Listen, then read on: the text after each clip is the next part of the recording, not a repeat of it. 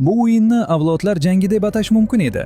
Liga Natsiya finalida Yamal va Cristiano Ronaldo to'qnashdi. Subimendining mehnati tufayli Ispaniya terma jamoasi hisobni ochdi. Bu gol hech kimni hayratga solmadi, chunki Yevropa chempioni bo'lgan Ispaniya bu juftlikda ulkan favorit sanalgan. Portugaliya esa bu goldan umuman xavotirlanmadi. Ortidan 5 daqiqa o'tishi bilan Mendes hisobni tenglashtirdi. Ikkinchi taymda Ispaniya yana oldinga chiqadi. Bu safar gol Ersabale nomiga yoziladi. Shundan keyin Portugaliya kapitani o'zini eslatadi. To'p uning oyog'iga ideal qo'nib tushadi va Ronaldo bir zarbada juda chiroyli gol uradi. Endi kim ayta oladi, Krish faqat bo'sh darvozalarga uradi deb. O'yin qo'shimcha vaqtga o'tdi. Bu yerda gollar bo'lmadi.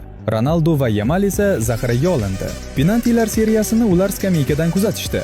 Birinchi bo'lib Gonzalo Ramos aniq zarba beradi. Ortidan Mikel Merino ham o'z yukini bajaradi. Vitinho to'g'ri to'pni stvol ostiga joylaydi. Bayeno ham o'zini sovuqqon tutib gol uradi. Bruno Fernandes o'ng burchakka joylaydi. Isco ham gol uradi. Taninko finaldaydi. Nuno Mendes imkoniyat qoldirmaydi. Shundan keyin Morata o'z zarbasini ishga sola olmaydi va oxirgi nuqtani Ruben Neves qo'yadi. Portugaliya Liga Natsiya chempioniga aylanadi.